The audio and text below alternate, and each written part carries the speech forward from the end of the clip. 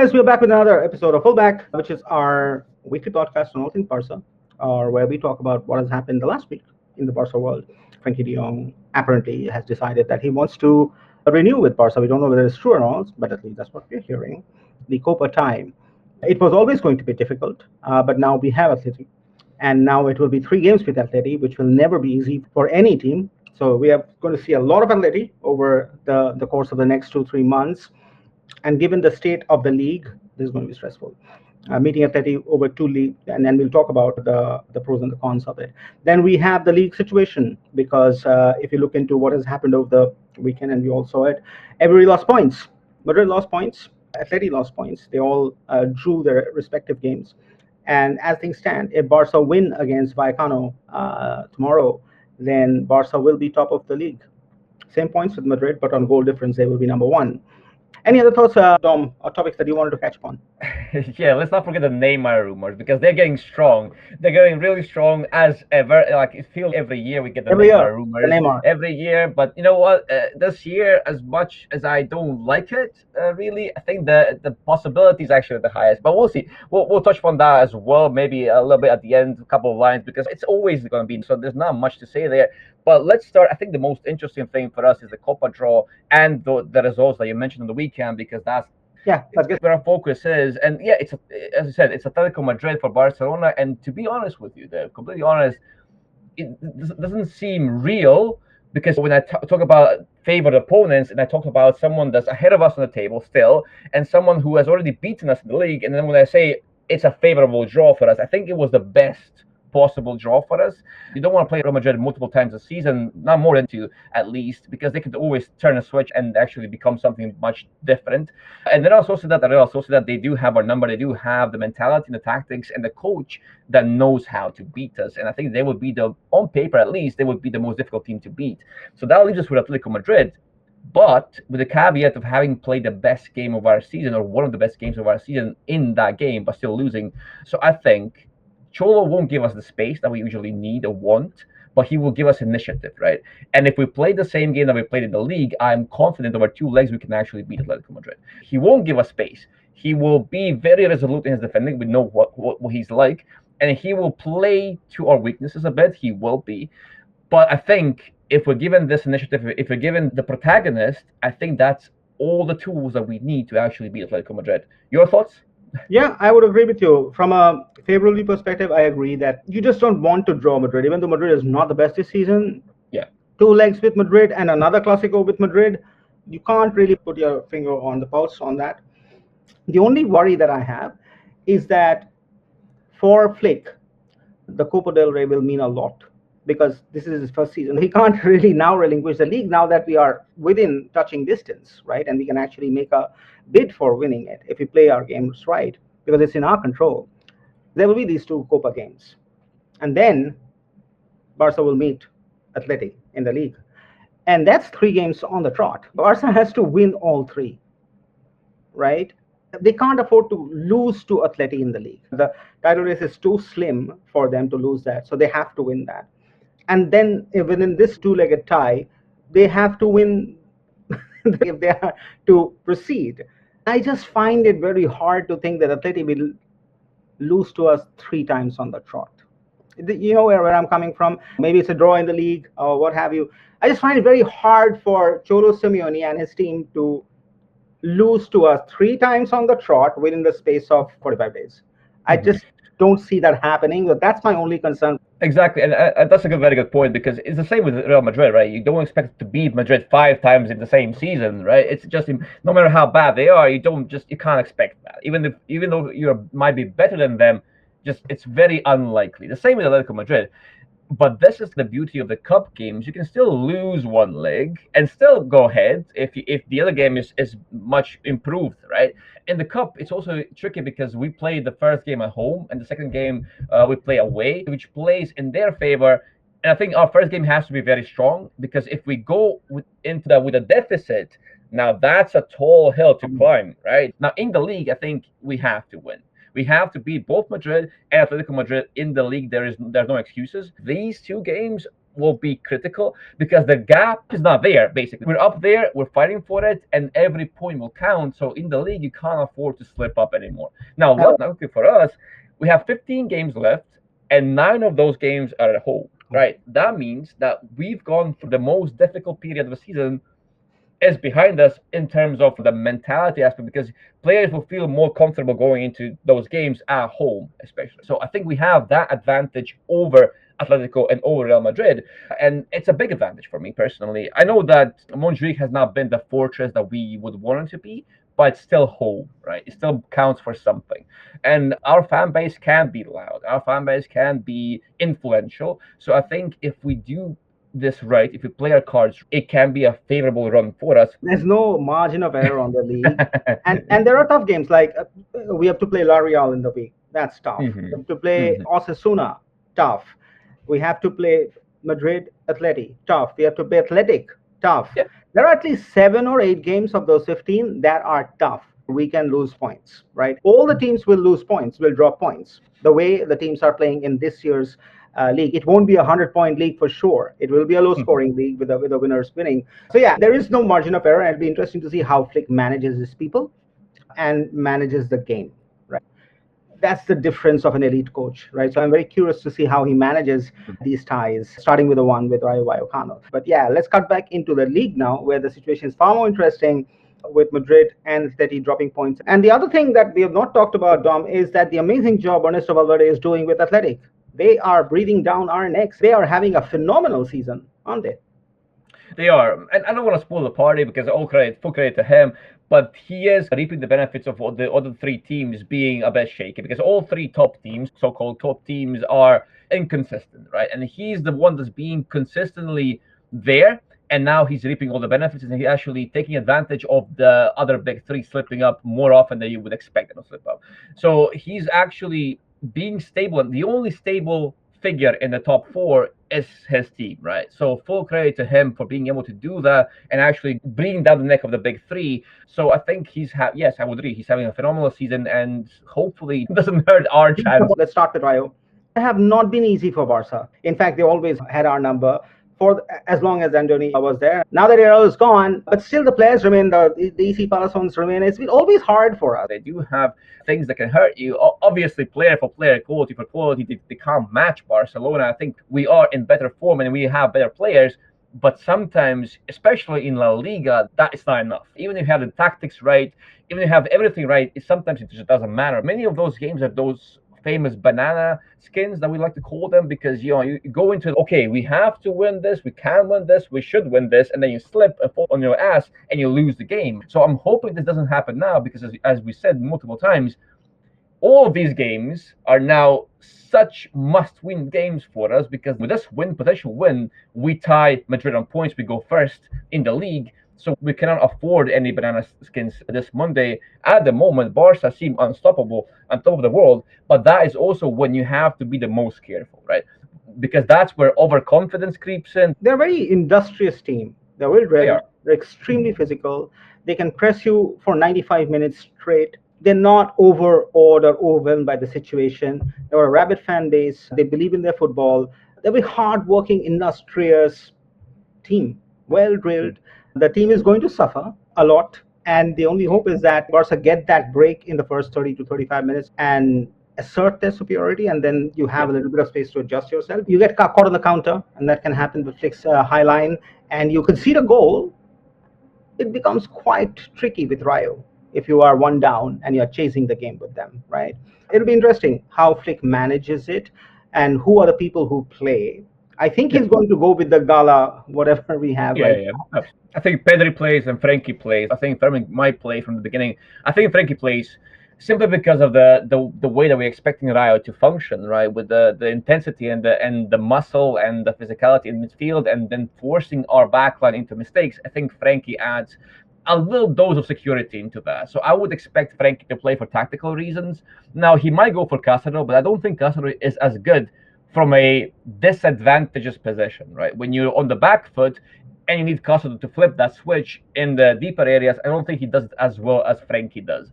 When you're in a more dominant position where Castro can actually be assertive in the final third, be in the middle third a bit more, and take less responsibility under press in the build-up, then I think you can play Casado ahead of Frenkie. I think if Inigo is now fully fit and mid sharp, he'll probably play again ahead of Eric, but Eric would also theoretically work there because you want your backline to be quick and decisive on the ball and be able to play past that press. I think that will be the key. How we handle the back line and entrance to the middle third will be key for us because they will press us. They will try and force mistakes. And we will need players who can actually handle that stress, who can handle tight spaces and being tightly man-marked, especially in midfield. I think Fermin, Frenkie, and Pedri would be my expected lineup. And then Inigo and Kubarsi in the back line. The rest mostly the same. So Koundé, Balde, Lewandowski, Rafinha and Lamine, and I think that's what Flick will go for. And I think he should go with a strong team. There's no margin. We have to win this game. That's it. If we give up this opportunity, then we have only ourselves to blame if we can't win La Liga this season. The team has had some time off. Now that can be good or bad depending on rhythm. They were used to playing every 3 days or 4 days, and now they've suddenly had this break. That can go both ways, so we'll see what happens. But that's going to be an interesting game, and hopefully we win, and then we are at the top. Madrid is not going to lose a lot of points. They may slip here and there. There may be another draw or a loss here, but they're mostly going to win. Same with Cholo Simeone. I don't see them losing a lot of games. As simple as that. They're a good team right now. Yeah. And this is going to be an insane La Liga title race to the finish, which is good for the league, which has been happening for a while. With that, let's cut back into other people-led stories. So there's Neymar, of course, and then there is Frenkie de Jong, who is apparently looking to renew with Barcelona. Which one do we take? Well, let's take Neymar. From 2017, when Neymar left us, every year till 2025, we have had rumors that Neymar is coming back. That's 8 years of Neymar coming back. And apparently in 2020, he was almost back, but he didn't come back. So he's almost been back many times, but he has not come back. So let's look at the pros and the cons. In reality, does a Neymar fit this team? No, he doesn't anymore, right? The kids are there. There's a lot of competition within the kids. They have moved away from the past very successfully. Again, going back to the past, would it make sense? Probably no, from a practical perspective. There's always this beauty of nostalgia and storytelling. And I think for somebody like Laporta, that matters when going back to Camp Nou and how that is played out in the media. So we return to Camp Nou, Neymar returns, everything's returning somewhere. That's a phenomenal story to tell. The last dance kind of a thing that he wants to do. So yeah, from that perspective, it does make probably a sense. And now we are obviously seeing the media leaks about how Neymar and President Laporta have a fluid connection, how they talk to each other every other day. I don't know who comes up with these stories, but those stories are there. You can read them. It'll be interesting if something like that happens. Can he gather his match fitness back? I would love it if he does. I love him as a player. Can he actually get the fitness, get the confidence that he requires? Because one thing that I would give the Neymars of the world is that he does deserve a World Cup that remembers him. He's too good a player to not have a single World Cup where he's remembered. Messi had his chance. I think Neymar deserves his chance. Yeah, it's tough because Neymar is endlessly talented. I completely agree. The top three of the last generation, so to speak. And a part of me would love to see how that story would end at Barcelona, right? The last dance, the prodigal son returns, all of that fits the narrative really well. Sportingly, I don't know. That's the thing. He can't be a left wing anymore because he doesn't have the legs. He's not the same player anymore. He has to play central as number 10, but a flick number 10 is a very specific role that requires a lot of running, that requires a lot of industrious things. Now, can Neymar actually do that, or would the team have to adapt to his profile a lot more? And that's where I think Flick himself would not exactly be in favor of the Neymar signing. The potential ability would still be there, and the game-changing variable would be there, but he would disrupt the whole team. I think Flick, being a purist that he is, I don't think he would greenlight such a signing. Now, obviously, it might be a purely Laporta thing, and Neymar might still come in and be this sharp player, be this fantastic player that actually proves me wrong right now, and I would love. But looking from outside in and looking at this objectively with cold, hard analysis, I don't think he fits on paper. We all hope that it happens. For the practical parts of us, we think it won't happen. For the growth and the forward journey of this team, no, Neymar's not needed. We're past that. We got to look for the people who are there, and that's just how life is, reality is, and so on. But as I said, for that emotional aspect of our lives, for that nostalgia, and for Neymar, what Neymar meant to all of us as we grow up, I hope he has a great ending to his career, and this would be a great ending to his career. So hopefully, we'll see. Okay, coming back to Frenkie de Jong. Lately, he has enjoyed a resurgence of form and trust under Flick, and that is being reflected on the game as well, right? We are seeing Frankie's positive impact on the team, the game, and we are winning matches because of that. So that makes him important, especially in the run to the end. And the other thing about this season, it's a weird season. If things go right, we can actually win good silverware. If things go wrong, it can also be that we win nothing, right? Now, if you win silverware, then the dynamic of the team changes massively. And then a bunch of people who want to play together because they have tasted success, right? And then Frankie's part of that story. Wages are wages. That's between him and Laporta. If Laporta is willing to pay, who am I to comment on his wages? So I'll keep the wages component aside. I'll just say that Barca will only have that much of financial leverage to bring in new signings, and they'll have to bring a few, right? Now, who they bring and how they bring is the question, and who they prioritize upon. So as long as they can manage that, what they pay Frenkie is of least interest to me. I don't think there are players like Frenkie de Jong in the market, even now. If he leaves us, he's going to go to another team and he's going to make that team better. As simple as that. Correct. And if he plays with us also, as of now, he makes us better. So there's definite value in him staying and being part of this team. That there's that other logic also that, hey, he has not really proved himself, so maybe it's time to cut your losses and get somebody cheaper, better, and use that money in other places. But the truth is, if you really look at the wage bill, just compare our wage bill with Bayern's wage bill, you will see that it's not that different, to be honest, right? After all the exits that have happened. I don't know how much saving up 5 million or 6 million on a Frenkie will get you an amazing game-changing players in some other position. It's just not going to happen. A game-changing player will cost that much, 60 to 80 million, right? I don't know whether that salary will change anything in terms of who we need to buy or don't need to buy, logically speaking and mathematically speaking. So with that, I would say, yeah, keep him, because there aren't that many midfielders like him, especially in the way Flick likes to play. So I would keep him if the option comes. And build the core around La Masia, as what we are doing, instead of again going back into market and trying something which may or may not work or can take years to prove. The psychological part plays a huge role, right? When you give a player like Frenkie importance and you show him, okay, you are here, we count on you, we think you bring value, and you actually give him the chance to prove that value week in, week out, then suddenly he starts performing better and better. And I think that's what's happening right now. He's been given importance again. He feels like he's a big part of this team again. And immediately his performance on the pitch improves rapidly. All of a sudden, the player feels more comfortable himself. And that plays a huge role, in my opinion. And yes, there is no escaping the fact that he has been making Barca better, play better whenever he's featured so far. And he has a legitimate shot of actually being the preferred player, or at least a starter in this current midfield, in this current system, which again, to me, is fantastic. Personally, I don't think Frenkie's going to take a wage cut. He's just not the type. I don't think he has never been pressurized. So I don't think he's going to take a cut. He might agree to the same. But the question that I wanted to ask you was, let's say World Cup scenario or whatever, Frenkie goes, who's Frenkie's replacement? Someone like, I don't know, the players that can sit in the hole and be a different profile, a bit of a stabilizer profile, a bit of a more horizontal profile maybe. Not necessarily someone who will be like Frenkie and start in the hole but then drop up and down the pitch. Not like that. I think they will look to replace, quote unquote, replace Frenkie with a different profile, and then look to replace Frenkie's skill set, which they would lose in that situation, with what we have inside already. So you would have to replace or recreate Frenkie in the aggregate in the team, and then replace him or replace his spot with someone completely different. I think that's what Barca will eventually go for if Frenkie leaves. And I think Pedri and Gavi can replicate what Frenkie does. Maybe not in all phases at the same level, but they can replicate it in the aggregate. Now, who is the player that they eventually bring in? I don't know. I don't know, because it's difficult. If you look to replace Frenkie Lampard, you're not going to find the player who is the same as Frenkie, but better than the Frenkie. In that mold, he is still the elite. As much as people would like to hate on him, I think he just doesn't have a peer or a rival in that same category or mold of player that he is, right? Time will tell, but it's going to be interesting, summer window. Because there's so many.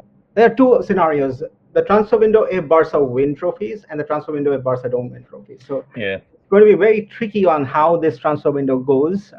Exciting week coming up. We will be following up the game on Vallecano, and we'll be coming live to you after that. So do join us for that. We hope to see you. Until then, take care.